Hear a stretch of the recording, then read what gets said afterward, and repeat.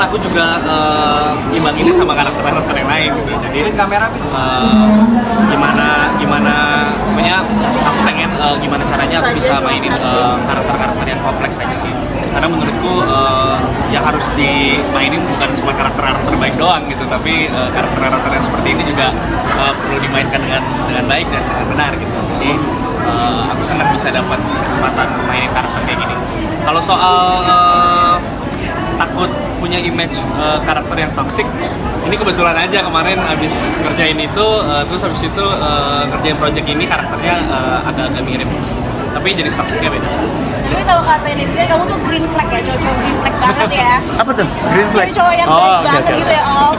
Nah kalau kamu sendiri memerankan masuk ke dalam karakter itu punya kelepasan sendiri nggak sih? Kayak oh iya, ini udah bukan role gue banget ya, kita Pasti, apalagi ketika berada di dalam adegannya itu sebelumnya pasti make up dan ngaca itu kayak aduh ini harus banget ya aku mainin gitu. Tapi balik lagi karena ya as an actor gue rasa apapun karakternya perlu dimainkan dengan baik.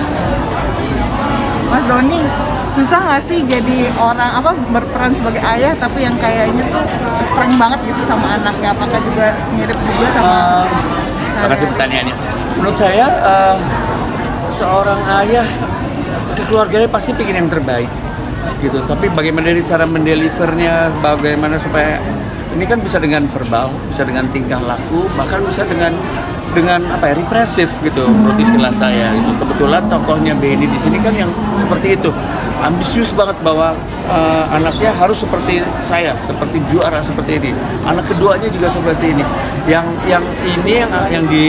salah satu pesan dari film ini, nggak seperti ini loh ayah yang baik gitu loh. Nggak seperti ini komunikasi dalam keluarga gitu loh. Nah itu ya kan dalam film yang kita sharing ya.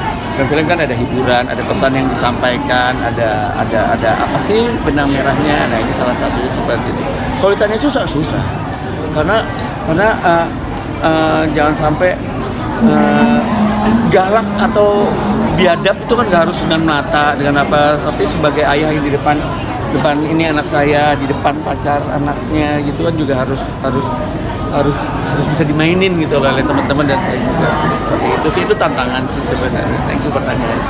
Om ini tadi punya karakter yang mungkin terlihat emosi, lebih banyak emosinya, punya rasa capek nggak sih Om? Mungkin pada saatnya kayak energinya langsung berkuras atau kayak gimana Mbak? Ada di film ini tadi nonton? Nonton?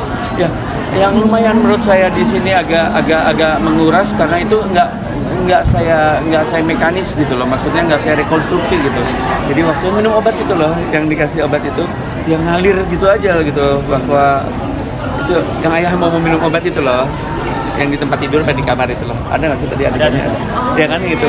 Ya itu terjadi begitu aja gitu loh. Saya nggak merekonstruksikan bahwa oh aku harus jatuh atau aku harus memeluk anaknya gitu, dan ternyata lumayan capek juga gitu karena ya itu tentunya setelah kita alamin pre-pro yang reading tentunya teman-teman aktor yang lain dan semuanya di sini juga memperkosa dulu adegan itu, bahasanya lainnya itu, baru kemudian apa yang keluar adalah yang itu.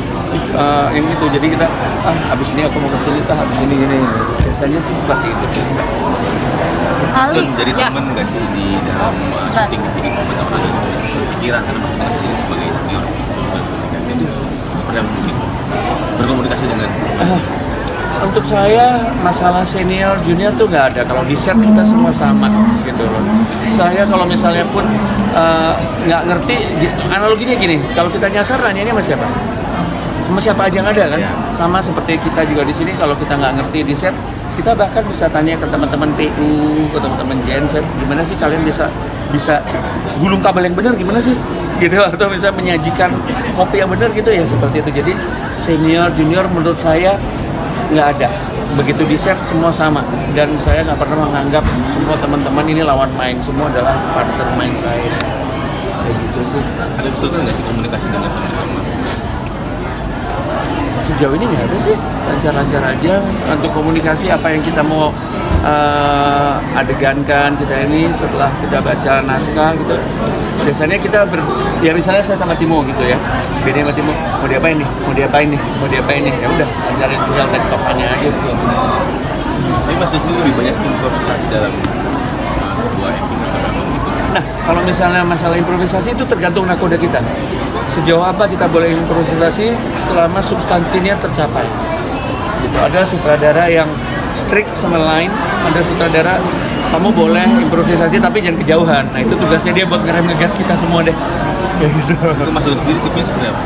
Enggak sih, saya nggak terlalu karena kan kita bermain berdua gitu misalnya lagi mau, takutnya kalau misalnya saya berimprovisasi terlalu jauh yang kadang-kadang kita nggak bisa kontrol gitu ya, belum tentu saya digituin sama orang atau saya begitu ke Timo tektokannya jadi, dan itu akan ketara di kelihatan di screen. Jadi ya terukur lah kalau misalnya mau improv. Ali, kamu kan di sini jadi peran yang suka banget film musik Ya. gitu.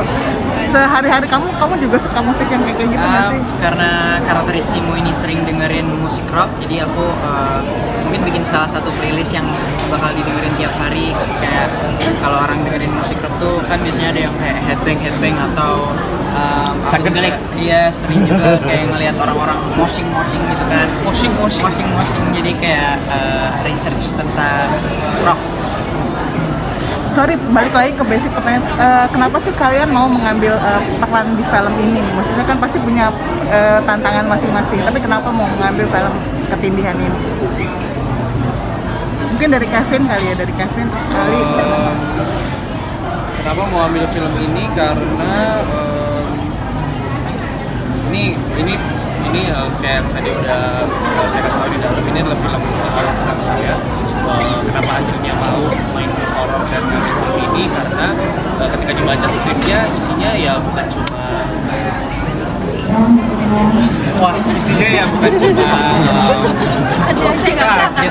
bukan cuma soal nakut-nakutin orang, pengen nakutin penontonnya atau jam-scare gitu, tapi filmnya berangkat dari drama gitu. Dan seperti yang ditonton tadi kan memang tebal kan, soal drama keluarga, soal percintaannya, soal gejolak di dalam jiwanya gitu, soal loneliness gitu. Jadi hal-hal seperti itu yang membuat orang-orang akhirnya bisa tidak berpikir secara lurus, secara jernih, dan akhirnya mengambil tindakan-tindakan yang mungkin sebenarnya dia nggak mau.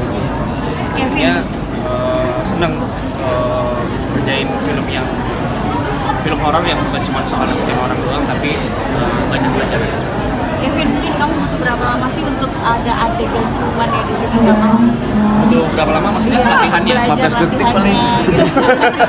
Atau sudah ada chemistry atau mungkin gimana sih? Enggak lah, ada. Kita reading lumayan lama, sebulanan kayaknya. Dari situ seperti yang tadi saya bilang, saya berusaha untuk dari awal gimana caranya lawan main saya bisa nyaman main sama saya. Saya berangkatnya dari situ dulu. Jadi saya berangkat bukan dari kita adalah lawan main, kita adalah partner di sini, bukan, tapi gimana caranya gue bisa jadi teman lo dulu. Jadi ketika kita sudah berteman, baru kita bisa ngebahas kerjaan, kita bisa ngebahas skripnya, dan dia bisa lebih terbuka juga ngasih masukan di set. Gimana kalau kita gini aja, Vin. Ketika udah punya kenyamanan, pasti kan itu semua bisa berjalan dengan baik. Teman-teman, maaf ya kita bergantian. Assalamualaikum. Oke. Terima kasih. Terima kasih semua.